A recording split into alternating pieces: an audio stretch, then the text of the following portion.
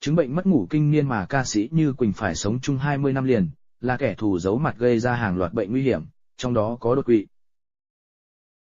Mới đây, trong cuộc live ít ảm tán gẫu với người hâm mộ, Trấn Thành đã nhắc đến một nữ ca sĩ mà anh rất yêu mến danh ca Như Quỳnh.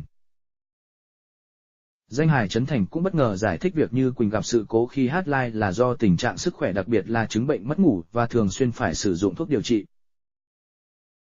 Thậm chí, do uống thuốc quá nhiều nên thỉnh thoảng Như Quỳnh bị xì chết, tụt canxi, co giật, động kinh.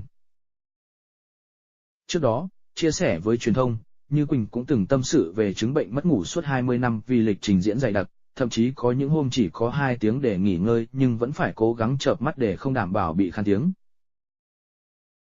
Các bác sĩ cho biết, việc mất ngủ kinh niên kết hợp lạm dụng thuốc ngủ có thể kéo theo hàng loạt căn bệnh nguy hiểm, thậm chí tăng nguy cơ đột quỵ.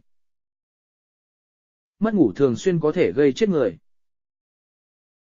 Mỗi ngày, con người cần phải ngủ từ 7-8 tiếng. Vì thế, trong trường hợp nữ ca sĩ Như Quỳnh chỉ ngủ 2 tiếng một ngày trong suốt một thời gian dài, ảnh hưởng nghiêm trọng đến sức khỏe. Kết hợp với việc lạm dụng thuốc ngủ quá nhiều, sẽ gây ức chế hệ thần kinh trung ương. Kéo theo đó là tình trạng lo âu, căng thẳng kéo dài, thậm chí có thể gây trầm cảm. Và bằng chứng là ca sĩ Như Quỳnh nhiều lần rơi vào tình trạng xì chết, mất giọng. Phó giáo sư, tiến sĩ Vũ Anh Nhị trưởng bộ môn thần kinh Đại học Y Dược thành phố Hồ Chí Minh cho biết, mất ngủ sinh ra bệnh lý lo âu, gây rối loạn trầm cảm, tỷ lệ đau đầu mãn tính tăng lên. Mất ngủ kéo dài mãn tính sẽ gây nên thoái hóa tế bào, ngộ độc tế bào, nhưng không thể gây ra đột quỵ. Nguy cơ đột quỵ đến từ quá trình thứ nhì, mất ngủ gây nên bệnh tim mạch, cao huyết áp. 60% người mất ngủ bị béo phì, dẫn tới tiểu đường. Đặc biệt người gầy mà mất ngủ sẽ tăng cholesterol, làm gia tăng nguy cơ đột quỵ. Nhiều nghiên cứu khác cũng cho thấy ngủ không đủ giấc gây ra bệnh ung thư vú và nhiều loại ung thư khác.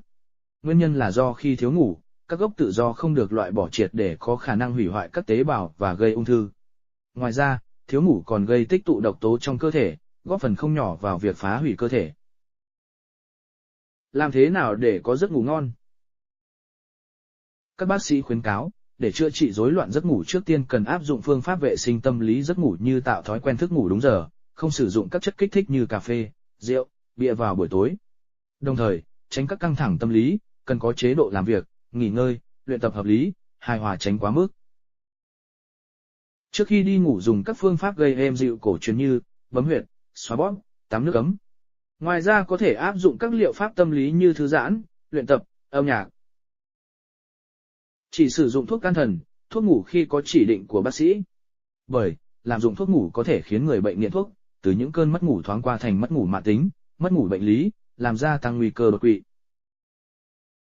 Ngoài ra, nên đi điều trị trong 1-3 tháng đầu tiên khi thấy cơ thể bắt đầu có triệu chứng mất ngủ để đảm bảo an toàn và tránh hệ lụy lâu dài.